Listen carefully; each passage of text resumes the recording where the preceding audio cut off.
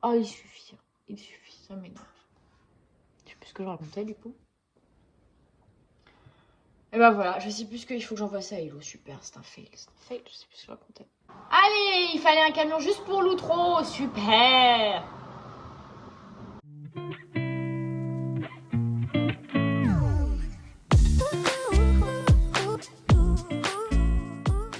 Salut l'équipe, j'espère que vous allez bien. Moi, ça va du feu de Dieu.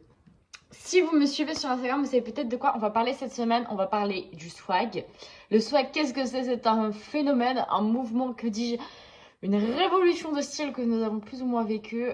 Nous, les enfants des années 98 à 2003, je dirais.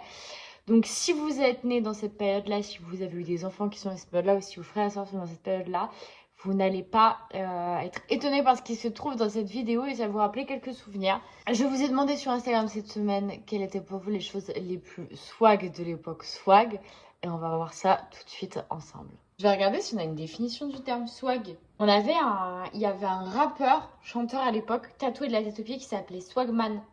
Hey baby girl, c'est Swagman, aka DJ Cluster, alias Ryan. C'est le phénomène de JB, tatoué de la tête aux pieds, baby. N'oublie jamais ça, tatoué de la tête aux pieds, oh. C'était très très drôle. N'oublie jamais ça, y'a trop de rage qui me laisse trop dire. Alors, swag, définition. Qui a du style et qui est charismatique. Non. Clairement pas, non. Clairement pas. De toute façon, vous allez voir dans cette vidéo, ce n'est pas parce qu'on est swag qu'on est classé charismatique. La première chose qu'on m'a dite, et ça c'est resté longtemps, et même en dehors de la période swag, parce que quand c'était la période swag, donc quand j'étais au collège, j'avais pas les réseaux sociaux, mais quand t'avais 300 abonnés Instagram pour 299 abonnements, et c'est effectivement vrai, il fallait qu'on ait un ratio à l'époque, il fallait qu'on suive moins de personnes que de personnes qui nous suivent. Genre ça n'allait pas sinon. Et vraiment, tout le monde suivait moins de personnes qui se faisaient suivre. C'était vraiment, t'étais trop classe si on te suivait plus que tu suivais les comptes adverses. Ensuite, j'ai eu tout ce qui est t-shirt et pull bébé Milo. Les gars, c'était vraiment... Ça, j'ai jamais eu ça. Ça, mes parents, ils ont jamais voulu m'offrir. Mais pour moi, c'est vraiment un pull qui rime avec les marchés, quoi. C'est vraiment un truc qu'on achetait en marché. Et premier degré, aujourd'hui, tu m'en trouves un joli, bien large, bien XL, pas trop fluo. Je crois que je le porte, hein. Je crois qu'il y a moyen de faire une tenue avec. Ensuite, il y avait les sacs Gola. Et je dirais même pas extension de tous les sacs à bandoulière. Je crois que mon premier sac de collège, c'était un sac à bandoulière noir. En fait, j'ai l'impression que tout ce qui est swag est vraiment synonyme de cassosserie, de cassosland maintenant. Mais ça, c'est non, hein. Ça, c'est non. Les sacs en bandoulière comme ça pour aller en cours, c'est non. On se demande pourquoi j'ai un bassin décalé maintenant. Et j'ai reçu ensuite les Shambhala. Est-ce que vous vous rappelez des Shambhala? Moi, franchement, c'était juste avant le collège. Pour moi, c'était en primaire les Shambhala. Et c'est pareil. Alors, il y avait des théories. Donc, c'était vraiment théorisé, hein, que s'il y avait tant de pierres, ça voulait dire que c'était un vrai, mais non, c'était un faux. Et alors, il y avait un truc avec les couleurs, c'est-à-dire que si c'était noir ou blanc, c'était un vrai Shambhala, si c'était d'une couleur, c'était un faux. Alors qu'encore une fois, c'était un truc de marché, c'était vraiment genre un bracelet que t'as sur les marchés. C'est pas des pierres Swarovski qu'il y a dans ton Shambhala. C'est vraiment nul, quoi. Et puis alors, au bout de ton bracelet, t'avais deux petites billes, donc tu resserrais, puis quand on avait plusieurs, tu faisais comme ça faisait du bruit, c'était insupportable. Il n'y avait pas plus insupportable que ça au monde comme bruit. Mais vraiment l'enfer. Nous avons ensuite les leggings Galaxy. Et par définition, tout ce qui appartient au monde de la galaxie. C'était le but, c'est de faire des ongles Galaxy, des coques de téléphone Galaxy, des maquillages Galaxy. D'ailleurs, les coques de téléphone ultra kitsch, c'était très swag. C'est très très swag d'avoir une coque avec très large, avec plein de couleurs, plein de trucs, plein de machins. La coque de téléphone voyante, c'était quand même un truc super swag. Mais pour revenir aux leggings Galaxy, il y en avait un autre. Il faut que je retrouve une photo. Si je retrouve une photo, vous en aurez une. C'était les leggings avec les motifs aztèques noir et blanc.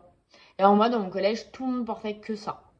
Vraiment, c'était un peu le truc swag. Et il y avait une meuf, elle s'appelait Lisaline. C'était un peu la définition du swag, Lisaline. Vous voyez, elle avait sa mèche comme ça. Noire. La mèche à la Justine. Et elle avait du gloss et du crayon dans les... Enfin, c'était la définition du swag, Lisaline. Et elle avait des talons comme ça pour aller au collège. C'était très drôle.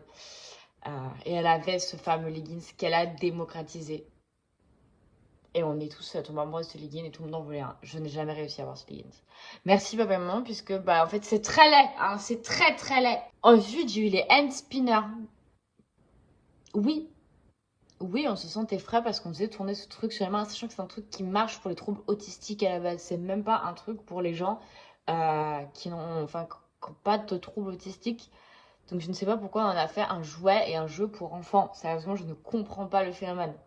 Ça, j'avais oublié. Mais faire des bracelets Rainbow Loon. De ouf. Les bracelets à élastique et on en avait sur les poignets mais à en mourir et toujours trop serré donc ça ne respirait plus. Les bracelets à élastique c'était vraiment c'était quelque chose quoi. Je me rappelle je savais faire avec 2 fourchettes un panda. Je faisais des pandas tout le temps. Et chez mes grands-parents dans les Ardennes il y avait des grosses boîtes d'élastiques pour les bracelets à élastique parce que tout le monde venait faire des élastiques. C'était quelque chose. Les Air Max. Alors les Air Max ça allait avec plein de choses. On avait les URH. En vrai de vrai, la URH aujourd'hui, si elle est de la bonne couleur avec la bonne tenue, je peux la porter. On avait les Superstars, qui sont quand même des chaussures, on dirait des chaussures de bowling. Hein. Il n'y a pas plus bowling que la Superstar. Franchement, je me demande pourquoi l'industrie du bowling n'a pas encore fait une collab avec Adidas pour récupérer les Superstars. Les Stan Smith, on portait beaucoup de Stan Smith à l'époque aussi. Et vraiment, ah si, franchement, Stan Smith, ça peut le faire. Mais URH, Superstar et Air Max, on arrête quoi. On arrête. Et il y en a encore qui mettent des Air Max, je ne comprends pas quoi. Je comprends pas. Les t-shirts avec les paillettes réversibles. J'avais un sweat, mes aïeux. J'avais un sweat. C'était un smiley content. Et tu relevais les paillettes et ça faisait un smiley pas content. Et il était kaki. Et je me trouvais ultra swag avec ça. C'était très ridicule. Après, le sweat était bien coupé, donc j'ai gardé plus longtemps que j'aurais dû. Parce que le sweat était super bien coupé, il m'allait bien.